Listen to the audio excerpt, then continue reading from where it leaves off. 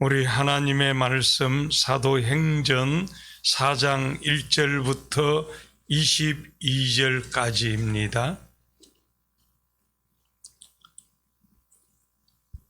신약 성경 192페이지 사도행전 4장 1절부터 22절까지 한 절씩 교독합니다.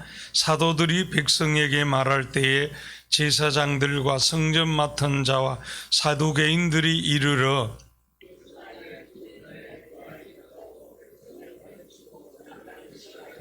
그들을 잡으며 날이 이미 저물었으므로 이튿날까지 가두었으나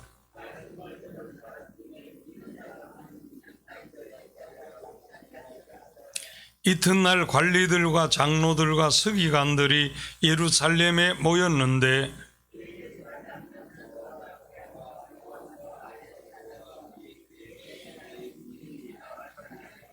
사도들을 가운데 세우고 묻되 너희가 무슨 권세와 누구의 이름으로 이 일을 행하였느냐?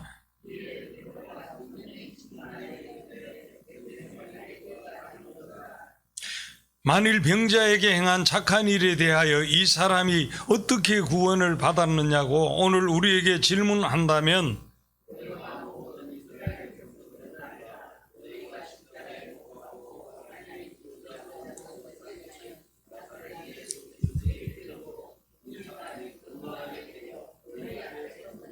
이 예수는 너희 건축자들의 버린 돌로서 집 모퉁이의 머릿돌이 되었느니라.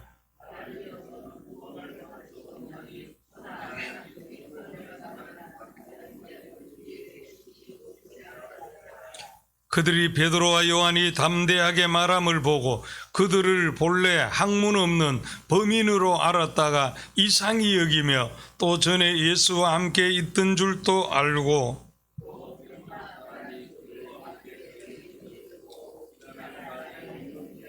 명하여 공회에서 나가라 하고 서로 의논하여 이르되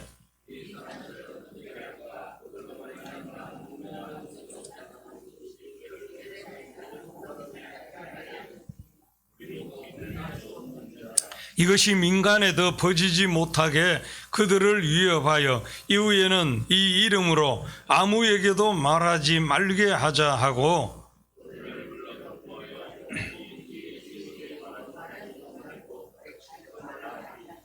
베드로와 요한이 대답하여 이르되 하나님 앞에서 너희 말을 듣는 것이 하나님의 말씀을 듣는 것보다 옳은가 판단하라. 관리들이 백성들 때문에 그들을 어떻게 처벌할지 방법을 찾지 못하고 다시 위협하여 놓아 주었으니 이는 모든 사람이 그된 일을 보고 하나님께 영광을 돌림이라. 이 표적으로 병 나은 사람은 40여 세나 되었더라. 아멘. 이 명절 연휴 속에서도 깨어 기도하는 우리 가운데 특별한 은혜와 응답과 축복이 함께 하시기를 축원합니다.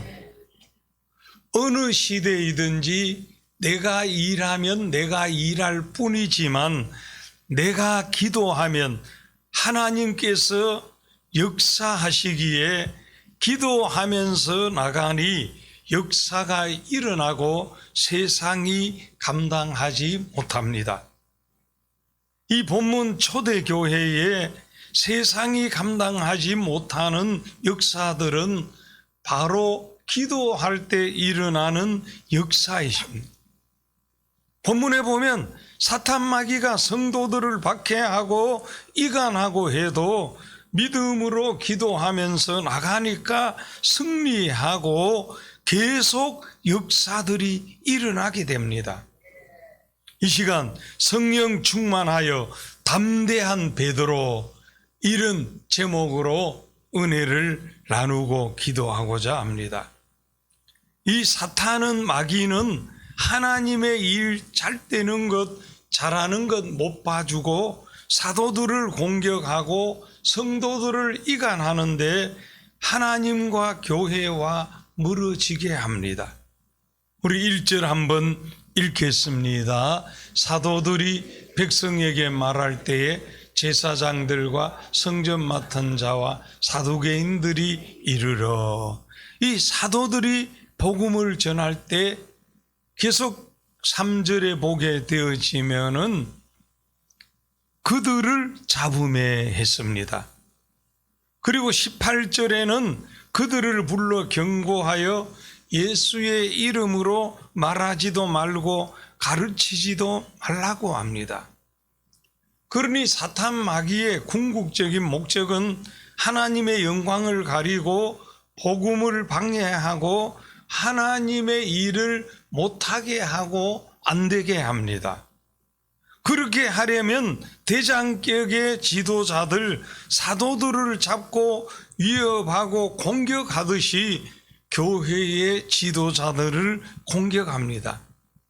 그리고 마귀의 하수인들은 하수인들끼리 단합해 가지고 예수님께서 고난당하시고 십자가에 못 박히실 때도 예수님의 12제자 중에 다른 유다는 배신하고 자칭 잘 믿는다는 대제사장, 서기관들, 빌라도, 로마 군병들이 예수님을 십자가에 못 박습니다. 평소에는 갈등과 알력이 있던 그들이 죄 짓는 일에는 힘을 합하는 것을 봅니다. 그래서 우리 성도들은 이런 마귀의 사탄의 장난을 알아야 합니다. 마귀는 세상을 통해서 어떤 일을 통해서 사람을 통해서 건강을 통해서 자식을 통해서 남편이나 아내를 통해서 이웃이나 성도들을 통해서 말을 통해서 교회와 멀어지게 합니다. 이 십자가와 멀어지게 합니다. 은혜와 멀어지게 합니다. 예배와 멀어지게 하고 교역자와 멀어지게 합니다. 성경이나 교회 교역자 다른 성도들 어떤 일에 대해서 확실히 대화해보고 확인해보고 오해를 하든 멀어지든 해야 하는데 본인이 아는 본인이 들은 것만 가지고 교회를 떠나기도 하고 멀어지기도 하는데요, 다 배후에는 사탄 마귀의 장난입니다. 그렇기 때문에 우리 성도들이 어리석게 못나게 속지 말아야 합니다. 내가 아는 게 전부가 아닙니다. 내가 들은 게 잘못 들은 것일 수도 있어요. 사탄 마귀는 신앙생활 그렇게 복되게 잘 하다가 상과 복을 못 받도록 이간시키고 이렇게 하나님과 이 교회와 하나님의 백성들과 주의 종들과 멀어지게 하고 이간하는 이런 장난을 한다는 것을 우리가 늘 알아야 합니다. 그래서 어떤 경우에도 하나님과 멀어지지 말고 교회와 멀어지지 말아야 합니다. 말씀과 멀어지지 말아야 합니다. 우리는 하나님 중심, 말씀 중심, 교회 중심의 신앙생활을 해야 할 줄 믿습니다. 이런 사탄 마귀의 장난에 쏟거나 겁먹으면 넘어가면 하나님의 일도 힘들고 나도 안 되지만 성령 충만하여 담대하게 믿음으로 이기고 나가면 역사가 일어납니다. 그 성령 충만하면 담대해집니다, 여러분. 우리 한번 따라 하십시다. 더욱 성령 충만하여 담대하자. 예, 핍박을 해도 담대하게 복음 전하며 일을 합니다. 자, 오늘 7절 한번 읽겠습니다. 사도들을 가운데 세우고 묻되 너희가 무슨 권세와 누구의 이름으로 이 일을 행하였느냐. 그러니까 10절에 다 같이 읽겠습니다. 너희와 모든 이스라엘 백성들은 알라. 너희가 십자가에 못 박고 하나님이 죽은 자 가운데서 살리신 나사렛 예수 그리스도의 이름으로 이 사람이 건강하게 되어 너희 앞에 섰느니라. 예, 나사렛 예수 그리스도의 이름으로 이 사람이 건강하게 되어 너희 앞에 섰다는 겁니다. 그리고 12절 다 같이 읽겠습니다. 다른 이로서는 구원을 받을 수 없나니 천하 사람 중에 구원받을 만한 다른 이름을 우리에게 주신 일이 없음이라 하였더라. 아멘. 그 예수 그리스도만이 우리의 구세주다. 우리도 한번 선포하십시다. 예수 그리스도만이 우리의 구세주다. 아멘. 여러분, 우리의 구원도, 우리의 평안도, 우리의 치유도, 우리의 건강도, 우리의 행복도, 우리의 영성도, 우리의 축복도 오직 예수 그리스도께로부터 오는 줄 믿습니다. 그러니까 이런 기적을 일으킨 베드로와 요한이 어떤 사람입니까? 13절 읽겠습니다. 그들이 베드로와 요한이 담대하게 말함을 보고 그들을 학문 없는 범인으로 알았다가 이상히 여기며 또 전에 예수와 함께 있던 줄도 알고, 이들은 본래 학문 없는 범인, 배운 것도 없는 이런 출신이 평범한 사람이었다. 이들은 정말 어부 출신이었고 배운 것도 없고 평범한 사람이었습니다. 그런데 어떻게 이들이 이렇게 말도 잘하고 이렇게 담대하게 그냥 두려워하지도 않고 지혜와 능력이 충만하게 되었습니까? 그 해답이 8절에 있어요. 다 같이 읽겠습니다. 이에 베드로가 성령이 충만하여 이르되 백성의 관리들과 장로들아. 베드로가 어떠하다고요? 성령이 충만하여. 우리 한번 따라 하십시다. 성령 충만하자. 그렇습니다. 성령 충만해야 합니다. 계속 성령 충만해야 하고 더욱 성령 충만해. 성령 충만하니 지혜와 권능이 충만합니다. 믿음 안에서도 여러분 여러 가지 길이 있습니다. 사람의 힘, 돈의 힘, 권세의 힘, 수단과 방법, 인생을 승리하고 성공하는 여러 가지 수단과 방법, 길이 있으나 가장 확실한 길은, 가장 좋은 길은, 가장 빠른 길은 성령 충만인 것을 믿으시기를 축원합니다. 여러분, 믿음으로 살아가는 성도에게는 성령 충만 은혜 받는 길이 가장 빠릅니다, 여러분. 가장 확실합니다.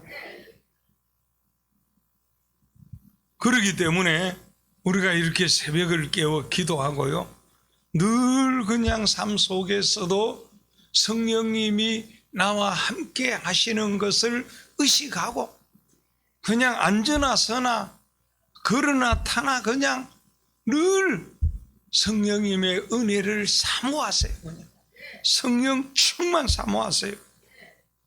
여기 성령 충만하니까 나타나는 가장 중요한 특징이 무엇입니까? 하나님 앞에서 하나님의 말씀대로 하나님의 뜻대로 담대하게 복음을 전합니다. 19절 20절 우리 한번 읽겠습니다. 베드로와 요한이 대답하여 이르되 하나님 앞에서 너희의 말을 듣는 것이 하나님의 말씀을 듣는 것보다 옳은가 판단하라. 우리는 보고 들은 것을 말하지 아니할 수 없다 하니, 사람을 두려워하지 않습니다. 살아계신 하나님, 전능하신 하나님, 성령으로 나와 함께 하시기에 그 하나님 앞에서 담대하게 복음을 전합니다.